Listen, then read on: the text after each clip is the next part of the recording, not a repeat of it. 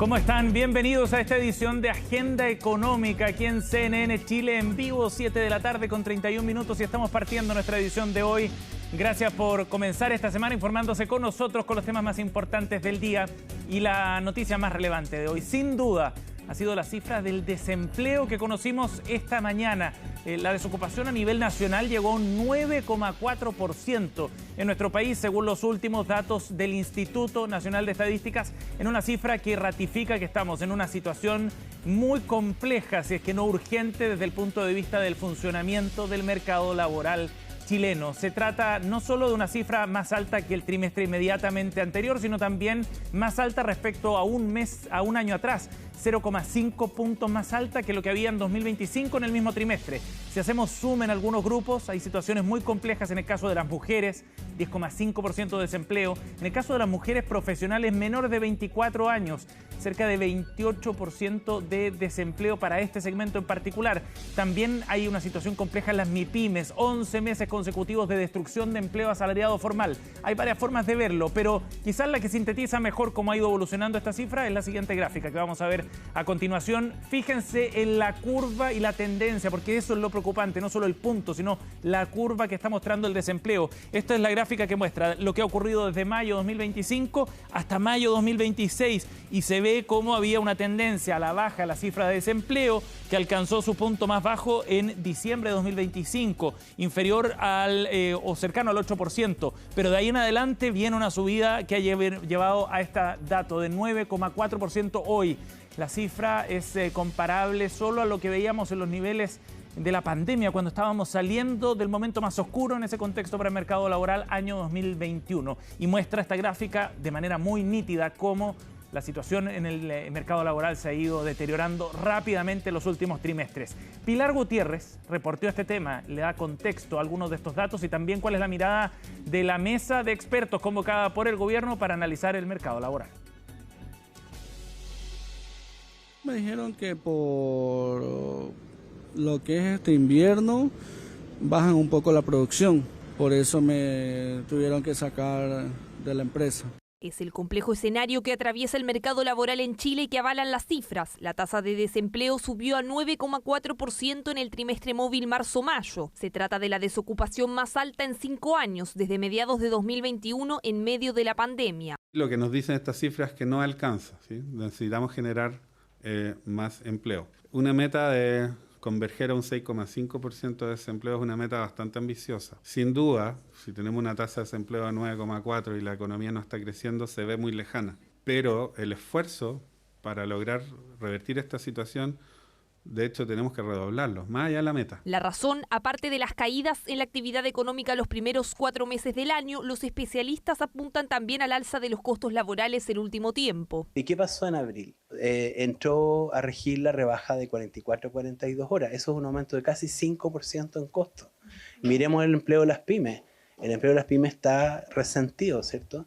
Por medidas como esa. Entonces, son medidas positivas, pero que lamentablemente tuvieron un muy mal timing y en este minuto nos están golpeando. Y es que no solo sigue alto el desempleo, sino que la creación de nuevos puestos es lenta. En el último año las personas ocupadas aumentaron en 70.160, pero explicado únicamente por la informalidad. De hecho, en los empleos formales se destruyeron 42.500 puestos. Lo que vemos es que incluso con este bajo crecimiento que tenemos, se están creando menos empleos de los que deberían estarse creando bajo lo que los economistas llamamos como la elasticidad de empleo a producto. Y hay veces que hay normativas que con muy buenas intenciones a lo largo del tiempo se van transformando de alguna forma en obstáculos a la creación de empleo porque generan problemas de certeza jurídica a los empleadores. Por todo esto es que los expertos de la mesa técnica que convocó el Ministerio del Trabajo hablan de la necesidad de abordarlo con urgencia. Y este martes dieron a conocer 22 propuestas para revertir el escenario con un tema central, las mujeres. Y es que el desempleo femenino sigue en 10,5%. Este apoyo a la ley de sala cuna que nos parece fundamental, pero también una preocupación hacia edades mayores de los niños, lo que pasa con la transición entre sala cuna y la entrada al colegio, los 3-4 años, y luego el tema de que la jornada escolar no es compatible con un trabajo a tiempo completo. Otras propuestas tienen que ver con subsidios al empleo en jóvenes, temas de regulación laboral con impacto en el empleo y también capacitación laboral en medio de los cambios tecnológicos. De tal manera que podamos guiar el proceso de búsqueda de empleo de las personas y la transición que algunas veces las personas tienen que hacer hacia nuevas ocupaciones, hacia desarrollar nuevas habilidades. Puede ser que algo de las cifras que estemos viendo hoy día tengan algo que ver con este fenómeno. En paralelo, el gobierno avanza en medidas de flexibilidad laboral como la contratación por horas y cambios en el sistema de indemnización por años de servicio, algo criticado desde la oposición, que habla de una agenda de prevaricaciones. Los proyectos que se han anunciado están más preocupados, a mi juicio, de reducir costos laborales, pero que no han podido asegurar ninguna cifra de empleo. Y en ese sentido, creo que también hay un problema de diagnóstico. Hoy día las empresas están demandando pocos puestos de trabajo, pero también porque se asume a priori hoy día que la reducción de los costos necesariamente va a significar que los empleadores contraten más. Y eso no necesariamente es así. Medidas a las que se suman las contempladas en el proyecto de reconstrucción. En esa materia, el Ejecutivo afina los detalles de las indicaciones que presentará para focalizar el crédito tributario al empleo y las modificaciones a la franquicia tributaria CENSE.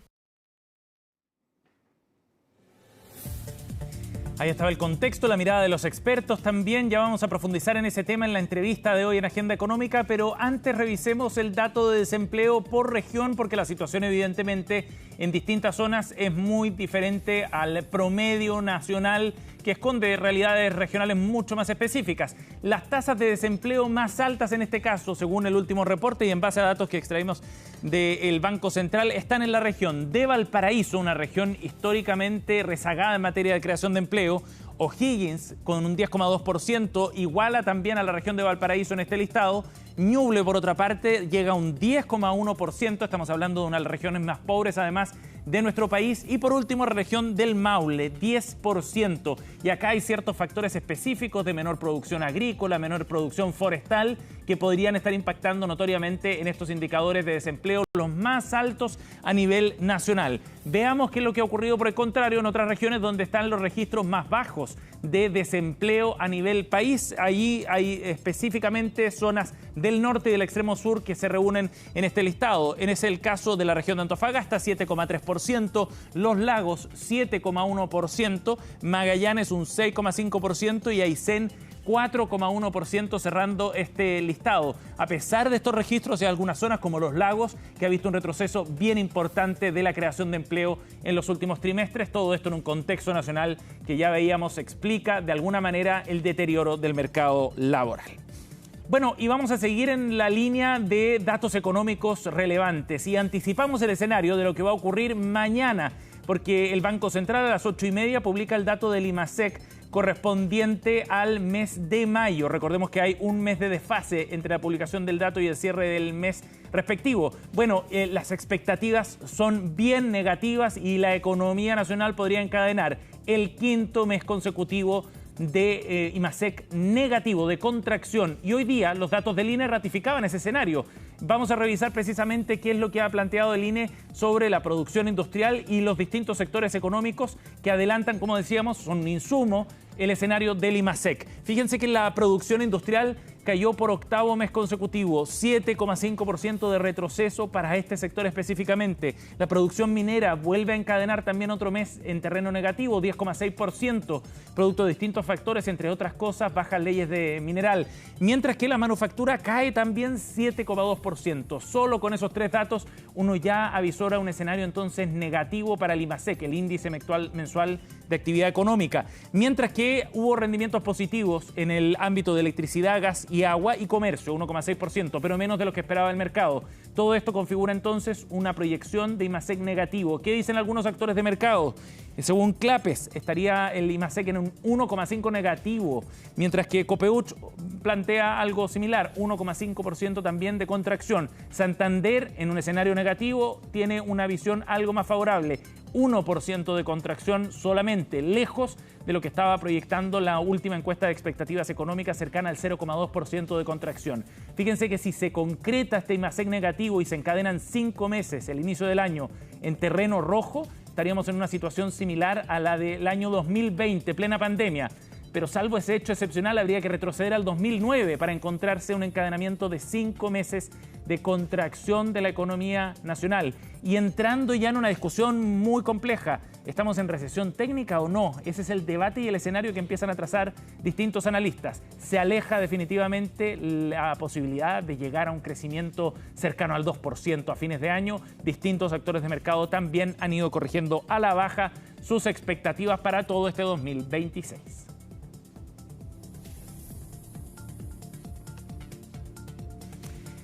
Bien, y nos vamos ahora a nuestra revisión habitual de las noticias más importantes de esta jornada en distintos ámbitos y vamos a comenzar con lo que ha pasado en la industria automotriz, porque tras detectar que la inteligencia artificial no lograba identificar ciertos problemas de fabricación ni tampoco solucionar problemas de calidad, la empresa Ford, un gigante de la industria, reincorporó a cerca de 350 especialistas, entre ellos ingenieros con experiencia, dando un giro en una estrategia anterior.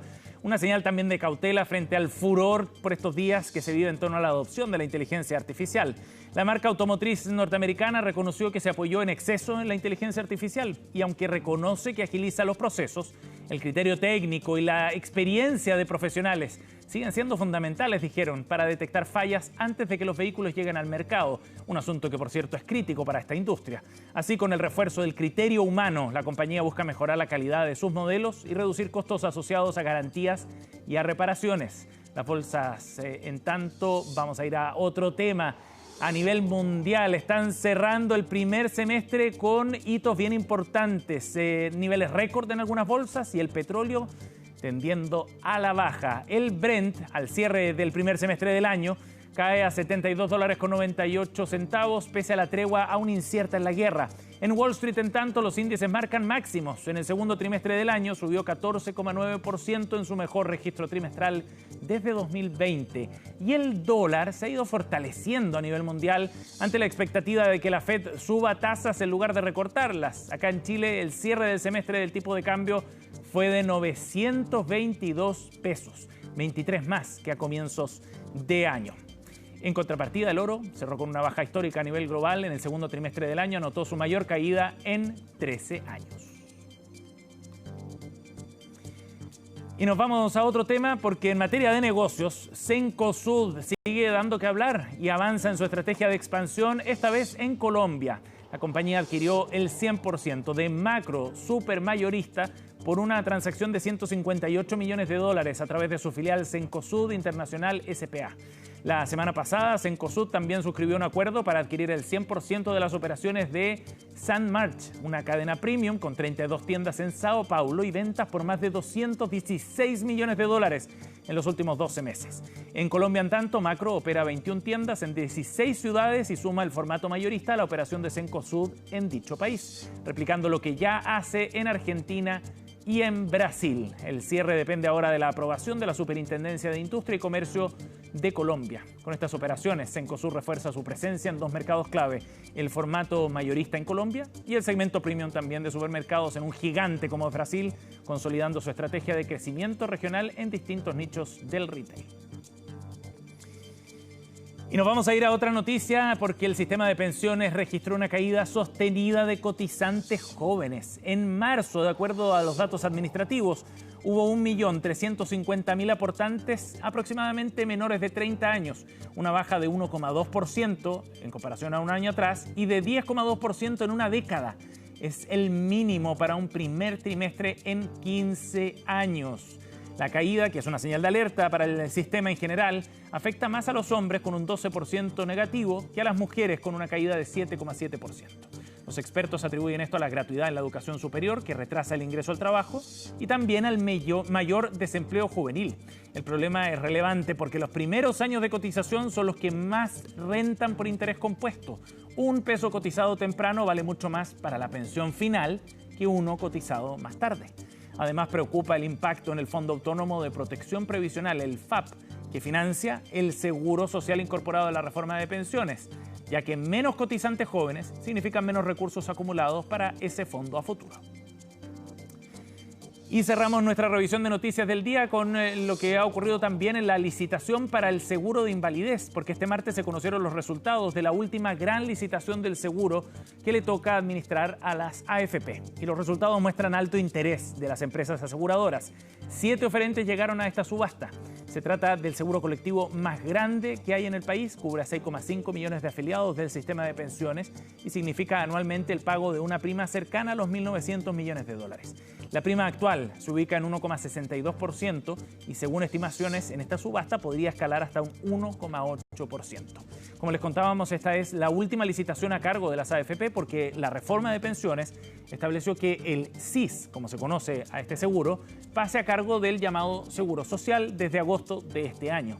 Las AFP ahora revisarán la admisibilidad de las ofertas y el cumplimiento de requisitos técnicos y luego adjudicarán las fracciones a las compañías de seguro ganadoras. El periodo licitado será por 12 meses, aseguraron desde la Asociación de AFP.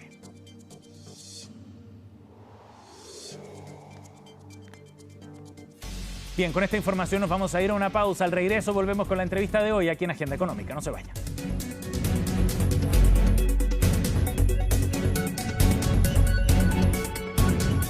Estamos de vuelta aquí en Agenda Económica y vamos a la entrevista para conocer los detalles del trabajo que desarrolló la mesa de expertos convocada por el gobierno para hacer propuestas en materia de mercado laboral, precisamente para mejorar las condiciones del empleo en Chile. Vamos a conversar de este tema junto a David Bravo, director del Centro UC de Encuestas y Estudios Longitudinales, y quien encabezó además esta instancia. Bienvenido, David, gracias por estar con nosotros. Buenas noches, Sebastián. Gracias por conectarse con CNN Chile. David, bueno, en el primer bloque conversábamos sobre este dato de empleo que se vincula directamente al diagnóstico que ustedes han hecho sobre lo que está pasando en el mercado laboral. 9,4% fue el desempleo para el último trimestre. Primero partamos por eso. ¿Cuál es la visión que se plasmó en este informe de los integrantes de la mesa sobre lo que ocurre hoy día en el mercado laboral chileno?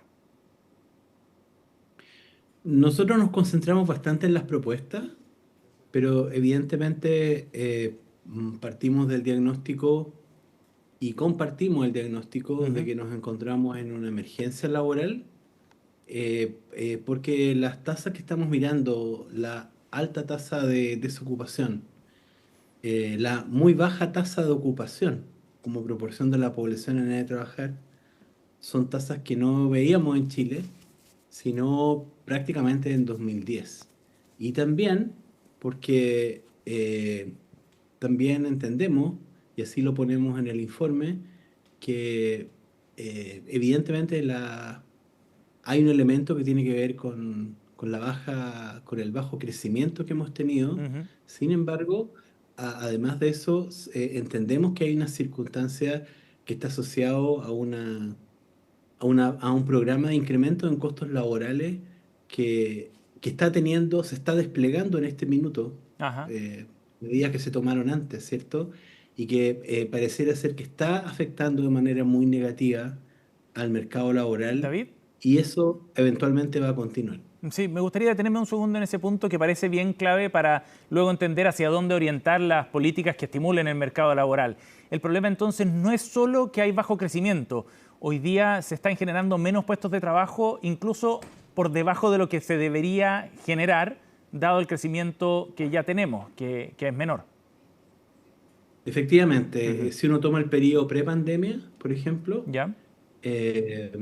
Por cada, por así decir, punto de crecimiento, teníamos una fracción de empleo que era esperable, que fuera acompañando ese crecimiento. Esa relación hoy día es inferior, porque de hecho vemos más recuperado la situación de la actividad económica que la del empleo.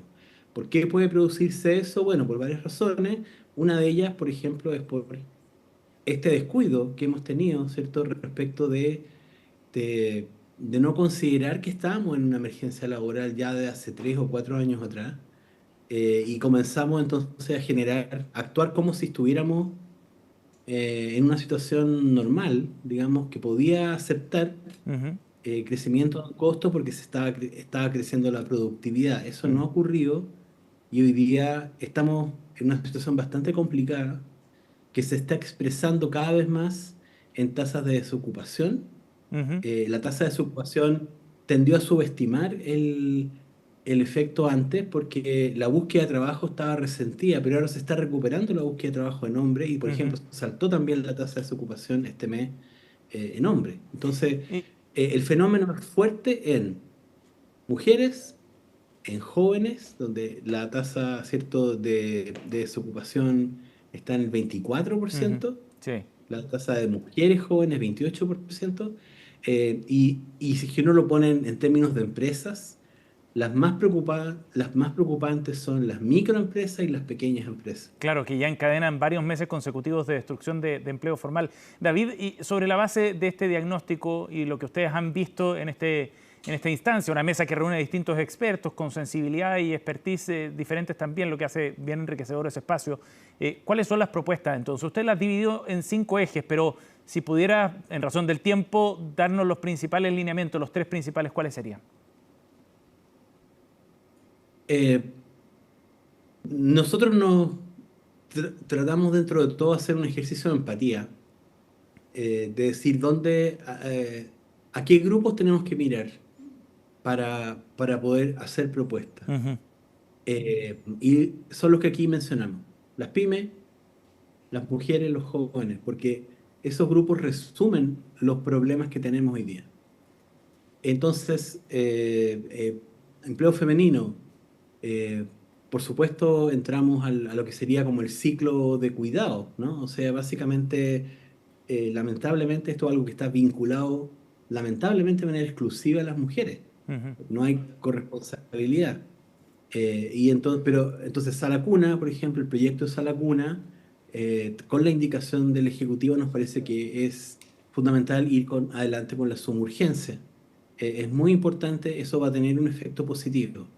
En segundo lugar, nos preocupa lo que viene después de Sala Cuna y antes de que los niños entren al colegio, en prekinder. Ahí hay también un espacio donde además Chile, respecto a la OCDE, está 20 puntos por debajo en cobertura de educación preescolar. Bueno, es cobertura de educación preescolar muy importante para los niños y las niñas, pero al mismo tiempo es posibilidades de trabajo. ¿Y hay que avanzar en flexibilización laboral también, David?